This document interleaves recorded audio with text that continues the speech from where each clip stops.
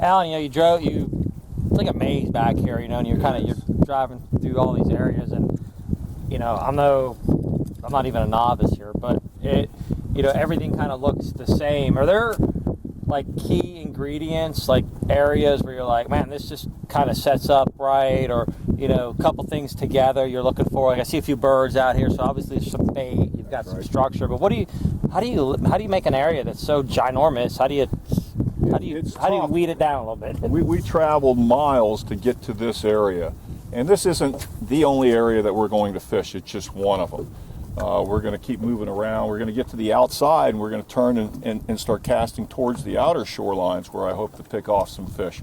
But yeah, the crazy thing about this area, Flamingo, Whitewater Bay, Florida Bay, is you have so much water and it all looks fishy.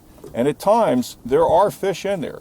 So first off, you need to know what it is you're targeting. In our case, the preferred species that we're looking for are redfish, trout, and snook. And they all kind of live in the same area. Like if you start catching trout, are you liable to catch a snook? Well, that's not entirely true, but they will all feed in similar areas at times, with the exception of the sea trout. The sea trout are normally around grass flats, around channel edges. Okay. But they will push up on a flat where there's bait fish, and you will catch them along a shoreline like this, especially mixed in with the snook and the redfish.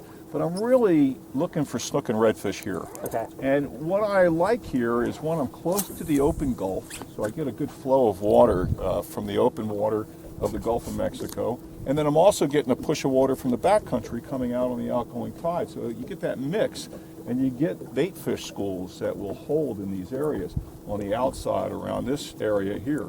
They could be pilchards, threadfin herring, glass minnows, finger mullet, little bait fish, we call them mohara, it's like a shad, and they all are eaten by these predators. So you look for, it's a trial and error thing. Okay. I mean, we crossed miles and miles of open water that had islands all around, and at one time or another, there's going to be a quality fish feeding in those areas. But you only have so many hours to work with. Sure. So you got to put some legwork in, some time to locate a few areas that have produced for you, and then you target those areas, and then you target new spots as well.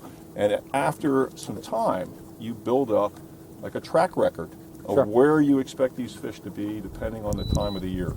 And that's your best bet. You got to make some casts. You got to keep moving around. You got to keep notes. You catch a fish here, mental note, maybe you mark it down in a journal sometime, and it may come back, a year from now and be very good at the same time of the year.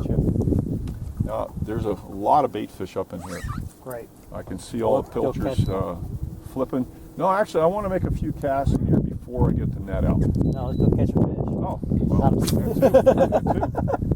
I haven't seen anything pop them, but there's enough bait in there to warrant there to be